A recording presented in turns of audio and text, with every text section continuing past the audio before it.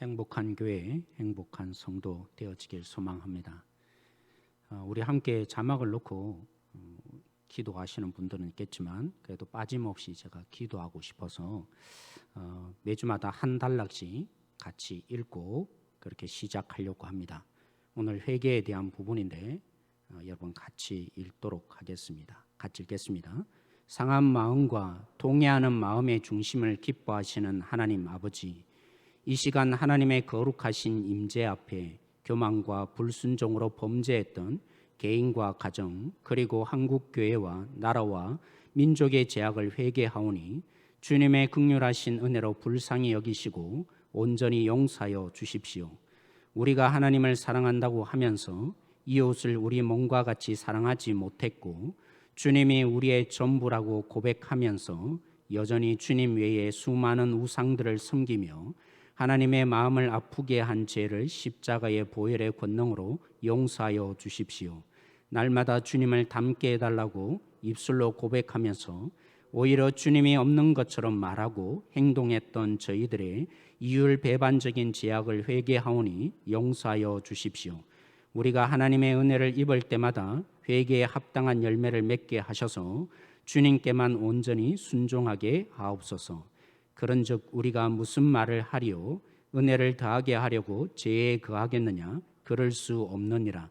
죄에 대하여 죽은 우리가 어찌 그 가운데 더 살리요? 로마서 6장 1절에서 2절 말씀. 아멘. 우리 서로 한번 인사하겠습니다. 평안하셨어요? 한번 인사하겠습니다.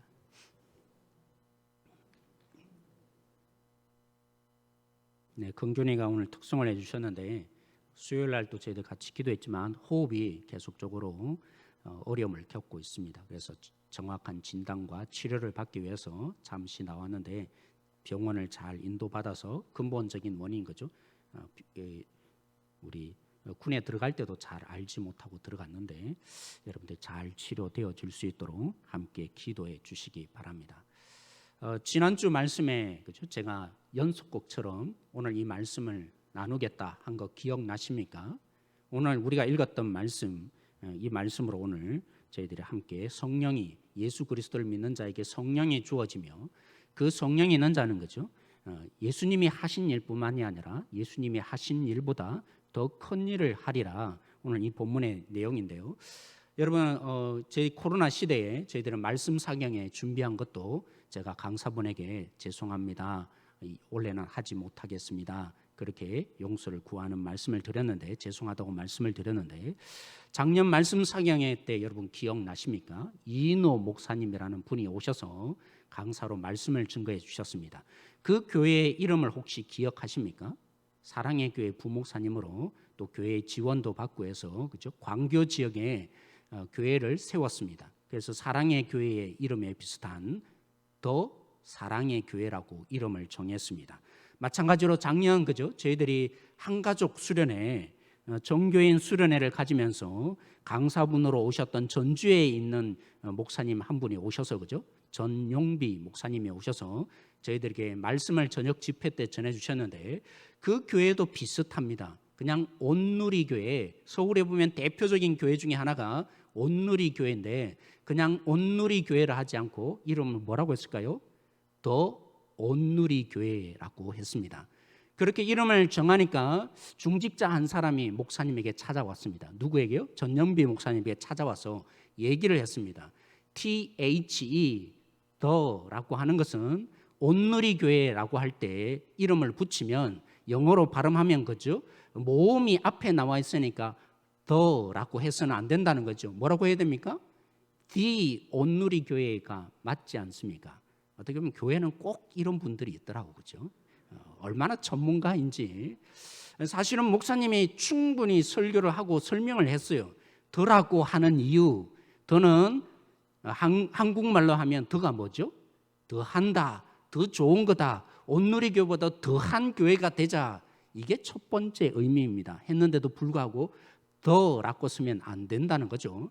두 번째 의미는 여러분 교회의 근본적인 그 가치, 우리 교회는 행복한 교회, 행복한 성도, 그죠? 조이라고 했던 우리 교회가 이런 가치를 추구합니다라고 한 것처럼 이 교회의 중점적인 의미가 여기에 담겨 있어서 더라고 한 거죠. 여러분, 예수님의 이 사역을 마태복음에는 아주 간략하게 세 마디로 정의를 했습니다. 세 마디로 요약을 한 거죠. 예수님이 뭘 하셨을까요? 천국에 대해서 가르치시고 치유하시고 뭐 하셨더라고요? 전파하셨다. 자막 한번 보여주시겠습니까? 성경에는 이렇게 요약합니다. 뭐 하셨더라고요? 가르치고 치유하고 전파하셨다. 그렇죠? 여기 본문에 있죠. 마태복음 4장 23절, 9장 35절에 그렇게 되어 있습니다. 꼭 제가 그 교회들을 홍보하는 것 같은데 잘 보십시오. 예수님이 하신 일이 뭐라고요? 천국을 가르치고 전파하고 치유하셨다. 가르침의 영어로 하면 teaching이 되잖아요. 그래서 T자를 땄습니다. 치유의 힐링에 해당하는 H자를 따고 전파한다고 했을 때 영어 발음을 제가 하고도 왔는데 이렇게 발음이 안 되네요. 이벤잘라이즈, 그죠? 이렇게 되잖아요. 그래서 THE를 따서 교회가 뭐 하겠다고요? 예수님의 방식대로 교회의 중점적인 부분들은 가르치고 치유하고 전파하는 일을 하겠다. 교회의 목표를 여기에 두겠다라고 한 것입니다. 그래서 이런 방식대로 교회를 가르치고 치유하고 전파하는 교회가 되자고 TH 더 사랑의 교회, 더 온누리 교회, 가끔 보면 그런 교회들 여러분 보게 될 것입니다. 이 교회가 그냥 온누리 교회 하지 않고 왜 더라고 했을 때 생각나셔야 되는 거죠. 근데 여러분 여기에 잘 보십시오. 예수님의 천국 복음을 뭐 하셨더라고요? 가르치셨죠. 하나님의 이 천국에 대한 복음을 가르쳐 주셨습니다. 여기에 중요한 면이 담겨져 있습니다. 가르치기만 했나요? 예수님 뭐 하셨죠? 병자들을 때론 고치셨습니다. 그래서 여러분 기적이 중요한 게 아닌 거죠. 뭐 하려고 기적을 보여준 거예요? 우리가 한국교회가 지난주에도 제가 말씀한 것처럼 은사에 대해서 굉장히 착각하는 면들이 있더라는 거죠. 그건 겉으로 드러난 한 면이고 중요한 게 뭡니까? 천국을 직접 맛보여 주려고 천국에 대해서 이론적으로만 가르쳐서는 안 되니까 직접 경험하게 하시려고 뭐 하신 거죠? 치유라는 사역을 통해서 맛보여 준 거죠. 기적도 마찬가지입니다. 오병이의 기적, 아니면 병자들을 고치시거나 아니면 물결 풍랑이 이런 것을 잠잠시키는 이 모든 기적들은 뭘 하신 거예요? 예수님의 가르침이 뭔지를 그 제자들에게 뭐 하시려고요? 경험시켜 주시려고요. 그래서 예수님의 별명이 있었습니다. 예수님 별명이 뭐죠? 물론 그들의 별명은 종교 지도자들이 별로 안 좋아하는 심령에서 별명을 주어준 것입니다. 뭐 했죠? 뭐라고 했죠? 예수님은 먹기를 탐하는 자요, 죄인들과 함께한다. 예수님이 잔치를 날마다 했거든요. 회개하며 돌아오는 그들에게 천국이 이와 같다라는 것을 경험시켜 주고자, 천국에 대한 얘기로만 알아들을 수 없으니까 그들의 몸속 경험시켜 주고자 잔치와 같다, 조금도 부족함이 없는 그 죄인들과 먹고 마시는 잔치를 많이 하다 보니까 예수님 별명이 뭐였다고요? 먹기를 탐하는 자다. 저놈은 죄인들과 친구된 놈이다. 그런 얘기들을 주로 한 거죠. 여기에 우리에게 중요한 묵상의 의미가 있습니다. 여러분 예전에 그랬어요. 천당이라고 했죠. 천국에 대해서 천당, 그 말은 뭡니까? 죽어서 가는, 예수님 믿는 의미가 뭐냐? 내가 결국에는 이 땅에서 별로 소망이 없는데 죽어서 천당 가자라는 의미로 우리가 흔히 받아들이고 이해할 때가 많이 있었던 거죠. 그래서 어떤 분이 어제도 고백하셨어요. 목사님 참 힘든데 빨리 천국이나 갔으면 좋겠어요. 얼마나 힘들면 그 얘기를 했어요. 근데 여기에는 복음에 대한 우리가 믿는 믿음의 의미를 너무나 축소한 거죠. 예수님 믿어서 이 땅이 무슨 의미냐? 죽어서 가자. 그런 정도의 수준을 예수님이 구원으로 우리에게 주신 게 아니라고요. 믿었으니까 난 이제 천국이 보장된다. 그런 수준으로 예수님이 이 땅에 오셔서 죄인들과 먹고 마시는 일을 한 게 아니라고요. 왜 고치시고 치유하시고 그들에게 기적을 보여주셨겠어요? 제가 종종 이 말을 씁니다. 우리가 믿을 때에 그 믿음을 미래에 완벽하게 누릴 그 천국을 뭐 한다고요?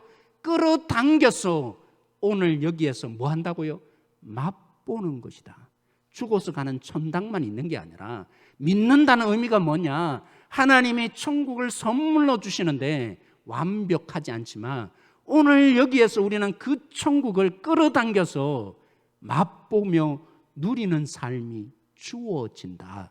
이게 복음의 진정한 의미죠. 천당만 가자. 오늘 여기서 우리가 어떻게 살든지 상관없고 그냥 천국에 가면 된다. 믿고 이제 내 구원이 보장되었으니까 오늘 이 땅에서 내가 아무렇게나 살든지 하나님이 천국을 줄 거니까 난 구원받아서 완전하다, 괜찮다. 이게 복음이 말하는 의미가 결코 아닌 거죠. 그래서 한국교회가 이런 면이 너무나 병폐로 심하게 물들다 보니까 한편으로는 제가 볼 때는 구원파가 다른 바 없는 것 같아요. 아, 믿었으니까 언제 믿었냐? 너 구원 받았다 라고 하는 것처럼 오늘 한국교회를 향해서 이 코로나 시대에 그토록 우리를 향해서 세상에 제대로 좀 가라고 교회를 향해서 외치는 말이 뭡니까? 죽어서 가는 천국만이 아니라 하나님을 믿을 때 오늘 여기 속에서 하나님의 다스림을 받아서 그 천국된 자녀의 모습이 여기 속에서 누리게 되는 것이라고 말입니다. 그런 그림을 가지고 오늘 예수님의 이 약속을 보십시다. 예수님이 뭘 전하셨고 죽어서만 가는 천국이 아니라 오늘 여기에서 믿을 때에 주어지는 그 하나님의 풍성한 다스림과 고치심과 치유하심과 그 능력이 우리 속에 어떻게 표현되고 있다고요. 이 그림을 가지고 오늘 예수님의 약속을 볼 때 너희도 뭐 한다고요? 내가 한 것처럼 하리라는 의미가 뭡니까? 제가 이미 나타내었죠. 하나님의 나라 우리도 가르치고 전파하고 때로는 기적도 일어나고 치유도 일어나는 이런 놀라운 예수님이 하셨던 그 일을 뭐 한다고요? 우리도 하는 자가 될 것이다. 누가요? 예수님을 믿는 자라면 예수님이 하신 그 3년 동안 하나님의 나라에 대해서 가르치셨고 그 나라를 맛보여주는 복음 사역을 했는데 우리도 뭐 하는 자가 된다고요? 그 복음 사역자로 살게 될 것이다. 예수님이 약속하셨던 거죠. 그러면서 우리 교회에 물어보십시다. 우리 교회는 정말 예수님이 하신 일을 하고 있다고 말할 수 있습니까? 예수님은 분명히 믿는 자가 이렇게 된다라고 약속하셨는데 이 일을 정말 우리 교회도 믿는 자로서 하고 있다고 자부할 수 있는 것입니까? 사실은 물질이 있는 곳에 뭐가 있죠? 마음이 있고 우리의 본질이 담겨져 있는 거죠.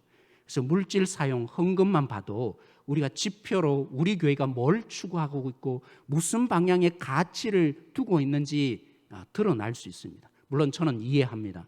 큰 대형 교회와는 달리 작은 교회일수록 인건비, 근본적으로 들어갈 저희 목회자들 또 직원들 그런 인건비가 굉장히 많은 프로테이지를 차지합니다.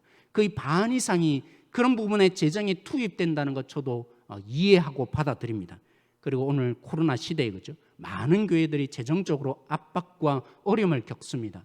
우리 박연철 장로님이 3월쯤 되었을 때 우리 교회가 마이너스가 되었다 그렇게 말씀해 주셨습니다. 우리 성도들의 가정들이 얼마나 어려우면 이런 상황이 있겠습니까? 그래서 제가 9월달 결산을 이렇게 보니까 우리가 원래 그죠? 얼마로 하겠다 4억 3천만 원 예산을 잡았는데 코로나 시대 어려움이 너무나 많이 겪죠. 그래서 9월 달쯤 되면 어디까지 와야 되는가 지표를 보았는데 사실 그 지표에 많이 부족한 거죠.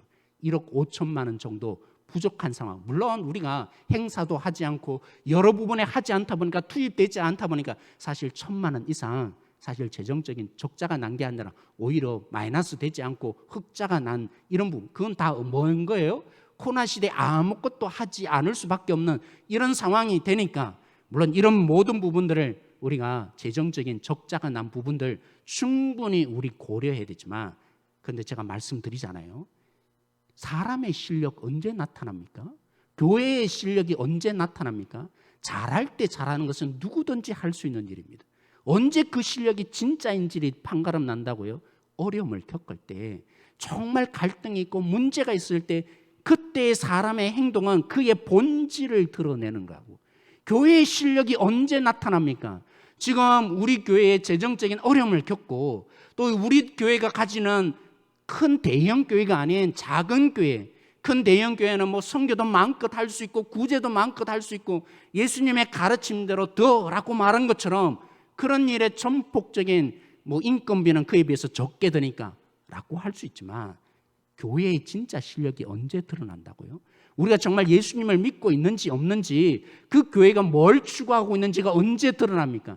지금이야말로 교회의 본질이 뭔지를 잘 보여줄 수 있는 이 시기라고요. 그럼 저는 이렇게 말하고 싶어요.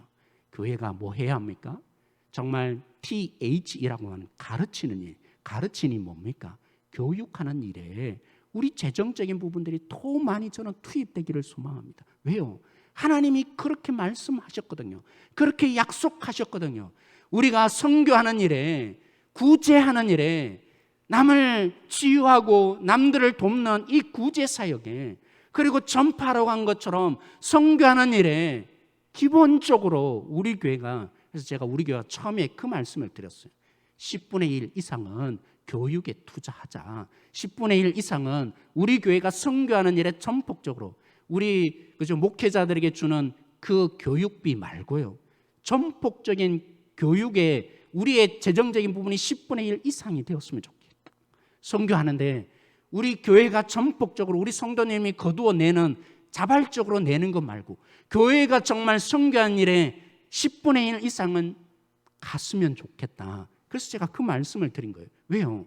하나님이 예수님을 통해서 두려워하지 말라면서 너희가 믿을 때 뭐 한다고요? 예수님의 이 복음 사역, 천국을 가르치고 치유하며 전파한 일을 한 것처럼 너희도 뭐 할 거라고요? 죽어서 가는 천국이 아니라 믿음으로 오늘 이 땅 가운데 끌어당겨서 누리게 하는 이 복음 사역에 교회가 중점이 되어야 하기 때문인 거죠. 여러분, 깡통교회라고 들어보셨습니까? 전주 안디옥 교회 아시죠? 선교에서도 한번 방문했다고 제가 들었어요. 그 교회 슬로건이 그렇습니다. 정교인이 가는 선교사, 보내는 선교사, 돕는 선교사가 되어서 5대 양 6대주의 그리스도의 십자가의 보혈이 넘치게 하자. 그게 그 교회의 목표인 거죠. 그러다 보니까 처음부터 좀 잘 될 때가 아니라, 이 말도 세상적인 언어인데, 그죠? 개척할 때부터 지금까지도 재정의 60%를 어디에 투입하고 있을까요? 선교하는 일에 투입하고 있는 거죠. 그러다 보니까 건물이 어때요? 그 교회의 이런 별명처럼 가 건물이에요. 교회마다 뭐 해요? 먼저 희왕찬란한 건물 먼저 짓잖아요. 지금은 어떤지 모르겠지만 조금 바뀐 것 같아요, 건물이. 아무튼 이제까지 뭐 했더라고요? 오직 선교하는 일에 교회가 전심전력하니까 구역에 모여서도 뭐 할까요? 교회 학교도 모여서 뭐 할까요? 새가족부 그저 동영상으로 그 교회를 소개하는데도 다른 얘기 하지 않아요. 우리 교회가 교육으로 선교합니다. 노인 사역으로 선교합니다. 오직 선교하는 일에 전적으로 투입하니까 교회 건물도 보수하는 것보다도 뭐 한 거죠? 깡통교회로 그렇게 있는 교회 있더라는 거죠. 물론 이와는 정반대되는 교회도 있습니다. 제가 들었던 내용인데, 재정재직회 때 그죠? 이런 마지막 연말에 우리 교회가 어떻게 재정이 내년에 사용되겠다 얘기를 보고를 하잖아요. 한 집사님이 손을 들어서 이 얘기를 했다는 겁니다. 목사님, 우리 교회가 정말 재밌게 잘 지내는데 왜 그렇게 힘들게 골치 아픈 선교하는 일에 그렇게 재정을 투입합니까? 정말 맞는 얘기 같아요.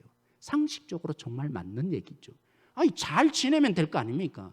우리 교회 잘 좋은데 뭐 굳이 그렇게 힘들고 어려운 선교에 그토록 노력을 하느냐고. 참 안타깝게도 그분이 나중에 장로님이 되셨다는 거예요. 사랑하는 성도 여러분, 이분은 뭘 생각하지 못한 거예요? 상식적으로 정말 맞아요. 그게 맞는 얘기죠. 근데 예수님이 뭐라고 하셨는데요? 우리의 존재의 의미가 무엇이고 교회가 무엇을 향해서 달려가야 한다고 말씀하고 있습니까? 예수님을 믿는 자는 어떤 존재가 되며 어떤 능력자가 된지를 그는 진지하게, 이 말씀이 그에게는 없었던 거죠. 물론 몰랐을 수도 있죠. 사랑하는 성도 여러분, 이제 제가 선포하였으니까 우리 교회는 알기를 원합니다. 교회의 존재 의미, 우리가 무엇을 향한 능력을 하나님이 허락하셨는지, 예수님을 믿고 난 우리에게 믿는 자에게 허락하여 주신 죽어서만 가는 이 땅은 아무런 소망도 없고 그냥 다 내버려 두고 산 꼴짝이나 들어가는 절이 아니라 정말 이 땅에 투입되어서 예수 그리스도가 누구인지를 맛보여주고 주님의 이 십자가의 능력을 낱낱이 보여주고자 하나님이 우리를 구원하셨어요. 이런 성도들 되어지길 원합니다. 이런 능력자 되어지길 원합니다. 우리 교회가 진실로 하나님이 믿는 자로 만들어주신, 그래서 가르치고 전파하고 치유하는, 그래서 하나님의 복음을 위해서 살아가는 교회가 되어지길 저는 소망합니다. 근데 사랑하는 성도 여러분, 예수님을 믿는 자면 우리는 적어도 뭐 하는 자라고요? 예수님이 하시는 일을 한다. 제가 적어도라고 했습니다. 왜 적어도라고 했겠습니까? 오늘 예수님이 두 번째 말씀하시는데 예수님이 하신 일만 하는 게 아니라 뭐라고요? 이보다도 더 큰 일을 하리라.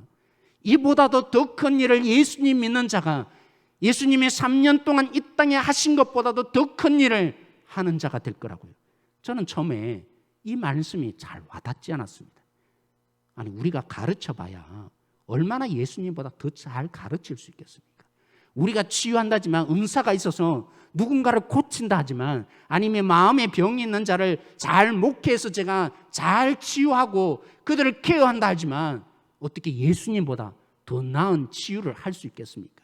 예수님이 선교한, 그래서 5,000명, 10,000명 이상의 한꺼번에 예수님을 믿게 하는 그 일이 발생했는데, 우리가 선교한다고 한들 얼마나 선교를 많은 사람 죽게 믿게 하는 그 선교의 자리로 나갈 수 있겠습니까? 그래서 제가 잘 믿겨지지 않더라고요. 예수님이 비록 약속하셨지만 왜 이 말씀을 하셨을까? 여러분, 이 말씀을 믿습니까? 예수님을 믿는 자는 예수님이 하신 일보다 더 큰 일을 하리라. 여러분, 믿어지십니까? 우리가 함께 믿어야 될 텐데, 사실 이 말씀은 그죠, 예수님의 이 약속 그 마지막 부분에 힌트가 나타나 있죠. 예수님이 뭐라고 말씀하십니까? 오늘 이 마지막 힌트로 너희들은 내가 한 일보다 더 큰 일을 하리라. 이는 하면서 말씀하시죠. 내가 뭐 하기 때문이라고요? 아버지께로 감이니라. 아버지께 왜 가겠어요? 여러분, 8월 마지막 주에 제가 설교한 거 기억나십니까? 예수님이 가신다고 하니까 3년 동안 자신의 모든 것을 투자해서 예수님을 통해서 덕을 보고자 한 그 제자들이 두려움에 빠졌다, 그죠? 그런데가 예수님 뭐라고 하세요? 나 있는 곳에 오지도 못하리라. 그런 제자들에게 예수님이 뭐라고 하세요? 안심하라 하시면서 내가 왜 떠나가야 하겠는지를 설명하시어 주셨어요. 8월 마지막 주에 설교한 말씀 기억납니까? 예수님이 왜 부재하시는 것입니까? 십자가의 죽음으로 부재할 것입니다. 그 십자가의 죽음의 의미가 뭡니까? 성전, 이런 건물로서의 성전이 아니라 진짜 성전을 지어서 하나님 아버지와 너희들이 교제하는 사이로 내가 만들 것이라고 말입니다.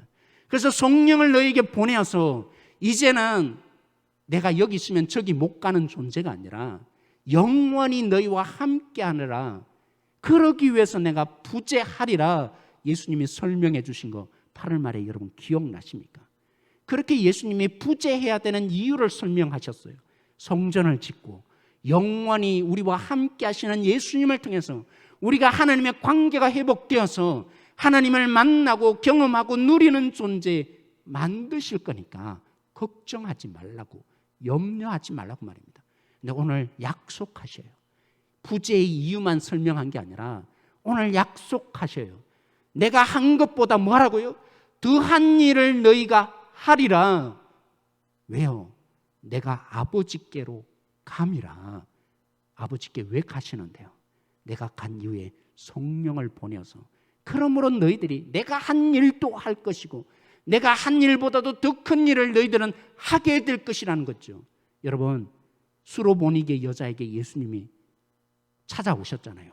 수로보니게 여자가 내 딸을 고쳐달라고 했을 때 예수님이 거부하셨잖아요.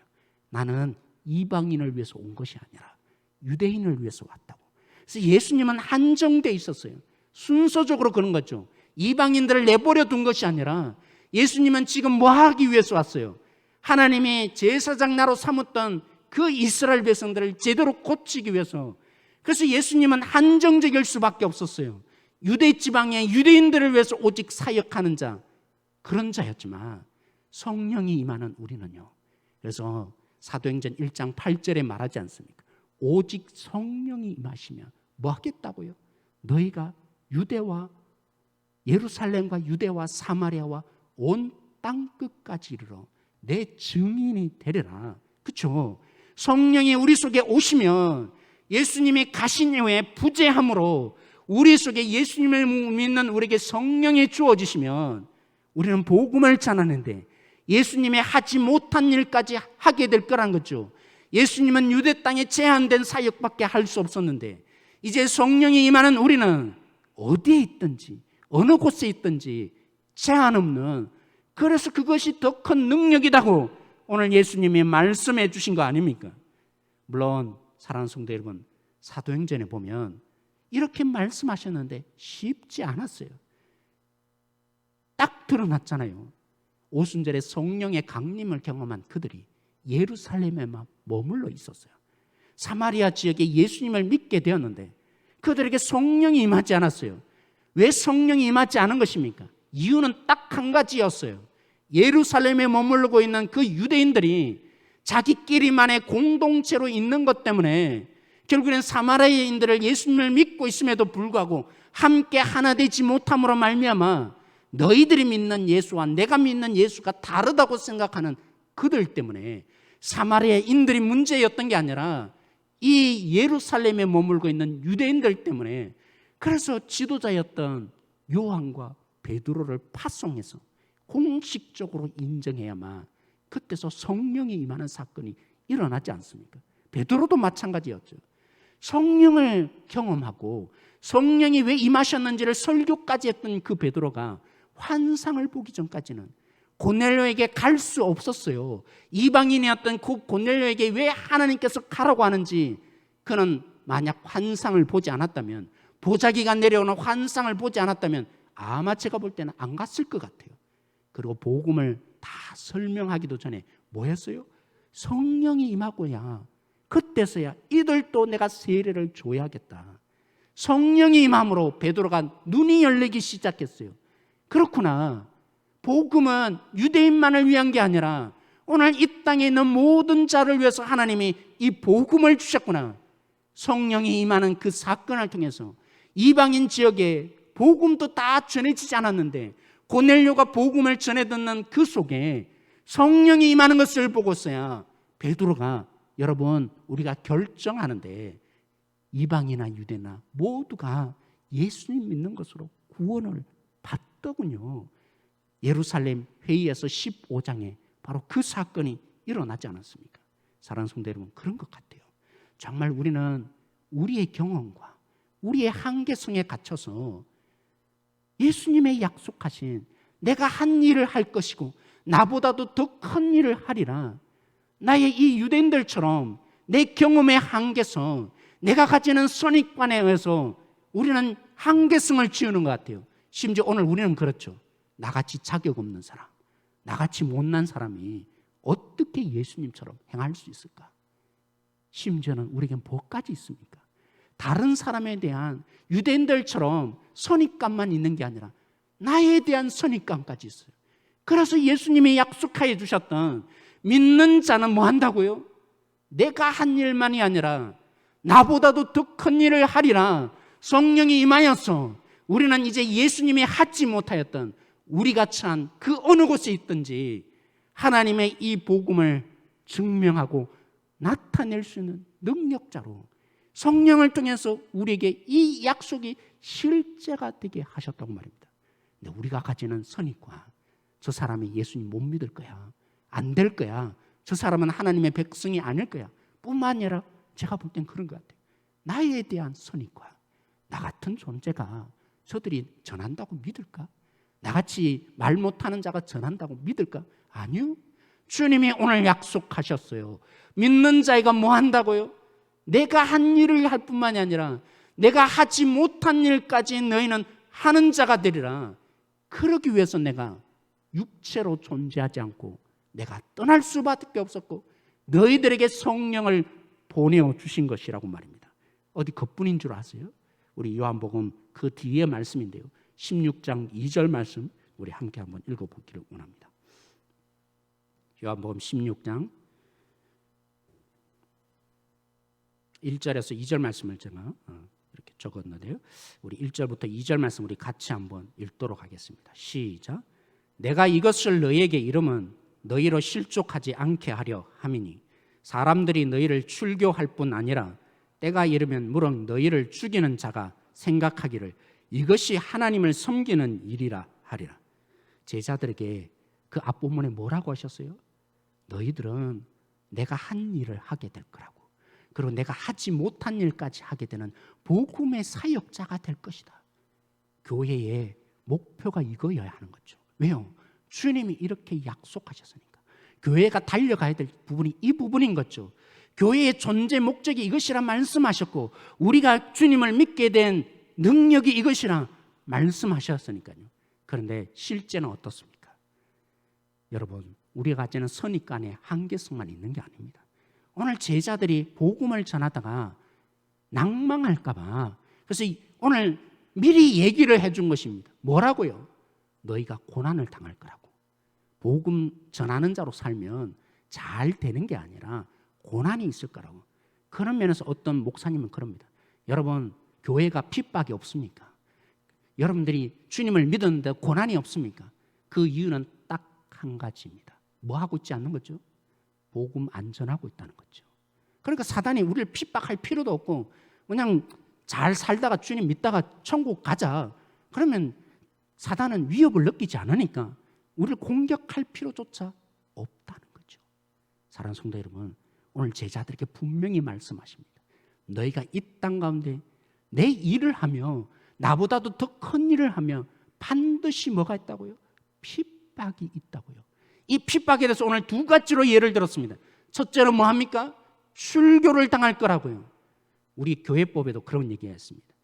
정말 교회에 혼란을, 그 문제를 일으키면 헌법에 당회가 징계를 하는데 제일 마지막 징계가 뭐냐면 출당을 시키는 거예요. 그러면 요즘 좋죠. 안 그래도 교회 마음에 안 드는데 다른 교회 가자고. 이런 상황 아닌 거죠. 당시에 출교가 뭔지 아세요? 회당에서 쫓겨나는 건데, 그 회당에서 쫓겨나면 다른 유대인들 공동체에서 그와는 이제 말도 안 섞습니다. 물건을 파고 살 수도 없어요. 출교를 당했다는 말이 뭡니까? 서서히 그를 말려 죽이는 것입니다. 너희가 예수님을 믿어서 성령이 임하는 자가 되어서 복음을 전하는 예수님의 일을 하게 되면 무슨 일이 발생한다고요? 목숨을 걸어야 되는 일이 발생할 거라고. 너희들을 이 예배당에서 쫓아내는 일을 그들이 하게 될 것이라고 말입니다. 그리고 뭐까지 합니까? 우리를 핍박하는 자가 누구라고요? 이슬람권에 있는 사람이요? 불교 신자요? 아니요. 그들은 우리를 죽이면서 뭐라고 합니까? 내가 하나님 때문에 너희들을 이렇게 하는 거라고. 언제 우리가 가장 큰 절망합니까? 같은 교인끼리 하나님을 믿는다는 사람이 나에게 어려움을 줄 때 우리 믿음을 잃게 되잖아요. 오늘 분명히 말합니다. 너희들이 나의 일을 하며 나보다도 더 큰 일을 하게 될 때 너희들을 가만 내버려 두지 않을 거라고. 그러나 안심하라고 말입니다. 주님이 오늘 우리에게 말씀하십니다. 그러니까 쉽지 않은 거죠. 나의 선입관이 있어서 우리가 주님 말씀대로 살기도 어려운데 뭐까지 있습니까? 그래서 어떤 분들은 예수님 믿었는데 왜 재정적으로 어려움을 겪습니까? 예수님 믿는데 왜 몸이 어려움을 겪고 낭망하는 분들이 있어요. 말씀을 잘 보세요.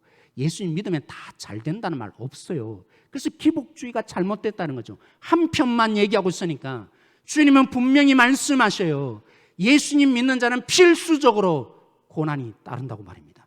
주님 뜻대로 사는 자는 반드시 고난이 따른다는데 뭐까지 한다고요? 심지어 같은 형제가 예수님을 믿는다고 하는 그 형제가 하나님이 일이라고 하면서 진짜 제대로 하는 복음 전하는 자를 괴롭히며 그를 죽이는 곳까지 몰고 가는 일을 하게 될 것이라고 말입니다. 사랑하는 성도 여러분, 그래서 오늘 마지막에 예수님이 이 약속까지 준 거예요. 무슨 약속을 주었습니까? 13절, 14절에 두 번에 걸쳐서 말합니다. 내 이름으로 하는 자, 내 이름으로 구하는 자에게 뭐 하시겠다고요? 시행하리라. 예수님이 시행하리라. 문맥적으로 잘 봐야죠. 주님 뜻을 구하는 자 아니겠습니까? 주님 뜻대로 사는 자 아니겠습니까? 그들이 뭘 구하겠어요? 주님이 하시는 일을 하고 주님보다도 더 큰 일을 하는 그가 뭐 하고 살겠어요? 주님 가난해요. 물질 좀 주세요. 이게 그의 관심이 아닐 겁니다. 정말 그의 관심은 뭐겠어요? 복음 전하는데 나의 한계성을 느껴요.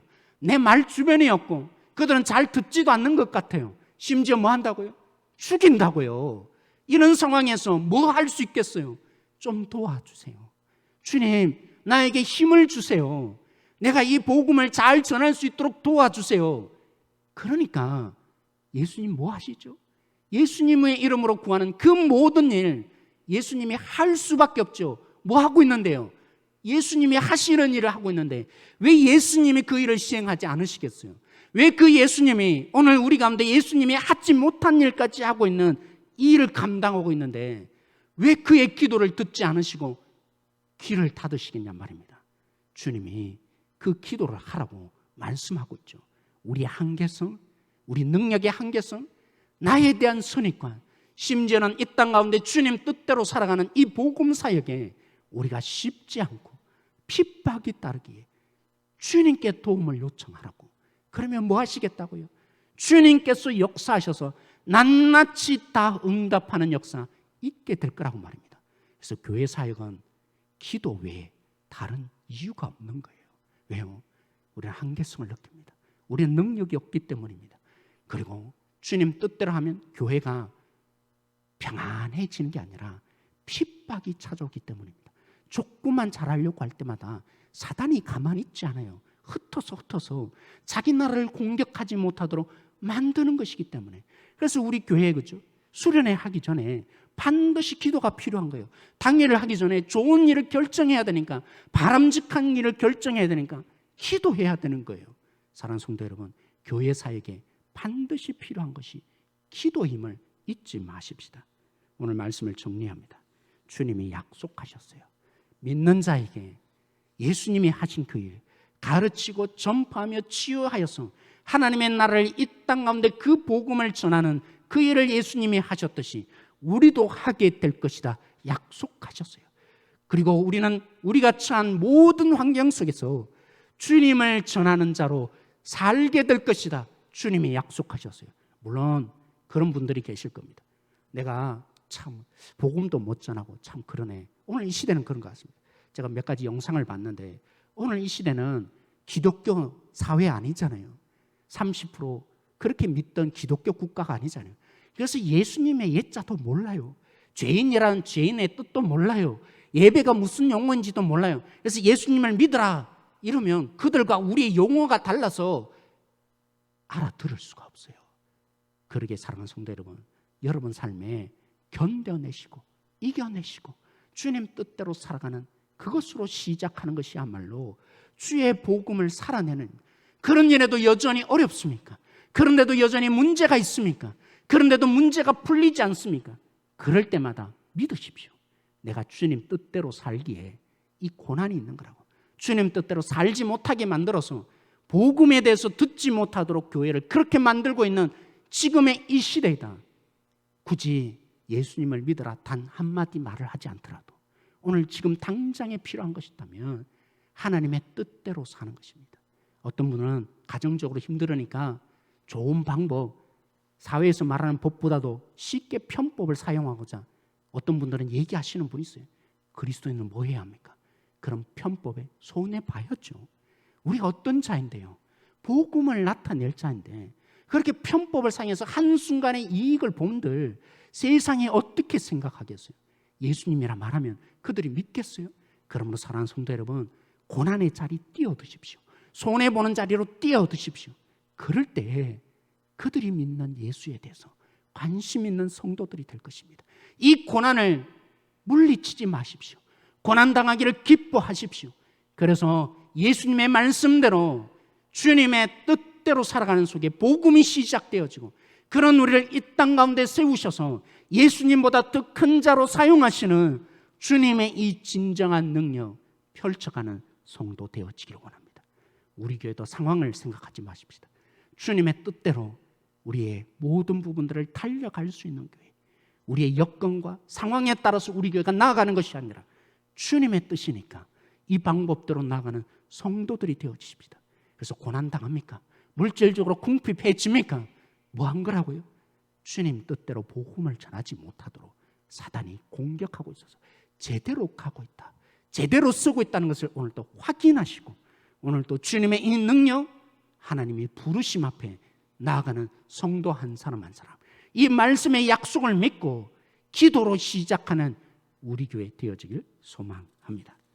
오늘 말씀을 우리 생각하며 함께 기도하십시다. 혹시 여러분 안 그래도 힘든데, 남들은 다 힘든데 나는 평안하십니까? 점검해 보라고 했습니다. 주님의 하신 일을 하고 있는지를 점검할 때라고요. 주님의 하신 일을 하게 되고 주님 하신 일보다 더 큰 일을 할 때 주님은 분명히 말씀하셨어요. 고난이 있다고, 어려움을 겪게 될 거라고. 근데 평안하기만 하다면, 평안만을 구하고 있다면 그는 오해한 것입니다. 그리스도인으로 살기를 포기한 것입니다. 그럼 오늘 기도하십시다.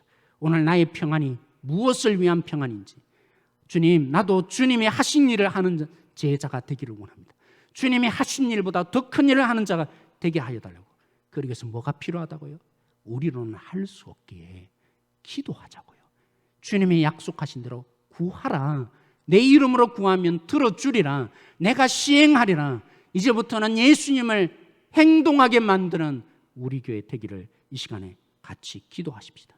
내가 있는 어디에서나 주님을 드러내는 삶을 살 수 있도록, 그 복음 사역을 위해서 우리 교회가 달려갈 수 있는 교회 되어질 수 있도록 이 시간 우리 함께 기도함으로 나가길 소망합니다. 같이 기도하시겠습니다. 하나님, 오늘 이 말씀을 저희들이 선포했습니다. 나를 믿는 자, 이제 주님이 없고 성령을 통해서 우리가 함께 하시는 예수님, 오늘 이 말씀대로 우리가 주님의 하신 일 감당하는 자가 되게 하여 주십시오. 주님의 하신 일보다 더 큰 일을 감당하는 교회 되게 하여 주십시오. 우리 한 사람 한 사람을 부르신 이 자리 속에 하나님, 예수님의 유대인들 속에 사역하셨다면 오늘 우리를 구원하셔서 온 땅 가운데 우리를 주님의 제자로, 주님의 이 삶을 보여주는 주님의 제자로 서게 한 이 사역을 감당하는 자 되게 하여 주십시오. 우리는 우리의 한계성을 압니다. 우리가 가진 선입관, 내 무능력 속에서 우리가 갇혀 있습니다. 오늘 이 하나님의 이 십자가의 능력으로 살 때 우리 속에 당하는 어려움과 고난이 반드시 찾아오는 것을 봅니다.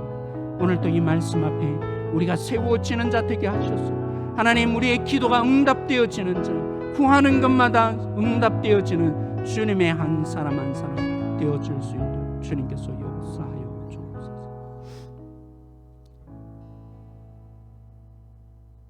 주님, 우리가 주님을 직접 보지 못합니다. 주님을 직접 만질 수 없습니다. 그러나 그것이 너희들에게 유익이라고 한 이 말씀을 믿습니다.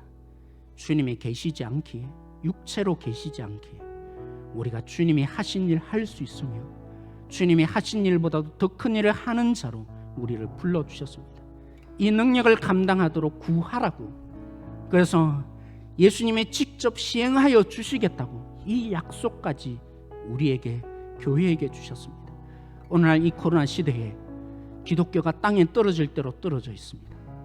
그러기에 복음을 전하는 말보다도 우리의 이 삶에 주님 때문에 손해보고 주님 때문에 섬기며 주님 때문에 법을 어기지 않는 자로, 편법과 불법과 온갖 교묘한 술수를 버리고 주님이 요구하신 대로 살아가는 이 삶을 살게 하여 주십시오.